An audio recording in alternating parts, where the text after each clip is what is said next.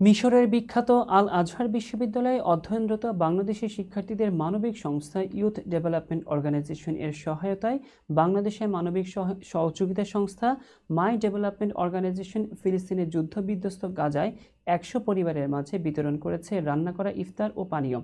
ফিলিস্তিনিদের সহায়তায় দিয়ে গঠিত বাংলাদেশি শিক্ষার্থীদের মানবিক সংস্থা ইউথ ডেভেলপমেন্ট অর্গানাইজেশন এর চেয়ারম্যান মোহাম্মদ হাফিজুল ইসলাম সাকিব জানান, আমরা ফিলিস্তিনের যুদ্ধবিধ্বস্ত অসহায় গাজাবাসীদের কাছে সংগঠনের পক্ষ থেকে গাজার একটি মানবিক সংগঠনের সহায়তায় বাংলাদেশিদের দেয়া অনুদান পুরো রমজান মাস জুড়ে ১০০ পরিবারের জন্য রান্না করা ইফতার বিতরণ করেছে। সাকিব আরও বলেন, কিছুদিন আগে যুদ্ধবিরতি বন্ধ হওয়ায় গাজার সঙ্গে মিশরের সীমান্ত বন্ধ করে দেওয়ায় ত্রাণ সামগ্রী গাজায় পৌঁছানো বন্ধ হয়ে যায়।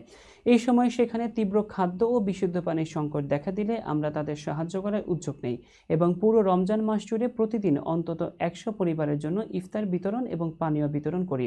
তিনি আরও বলেন, আমরা এর আগে হাজার হাজার লিটার বিশুদ্ধ পানি বিতরণ করেছি, যা ৪০০ এর বেশি পরিবারের মাঝে বন্টন করা হয়েছে। এছাড়াও আমরা গৃহহীন মানুষদের জন্য অস্থায়ী তাঁবু এবং মসজিদ নির্মাণ করেছি।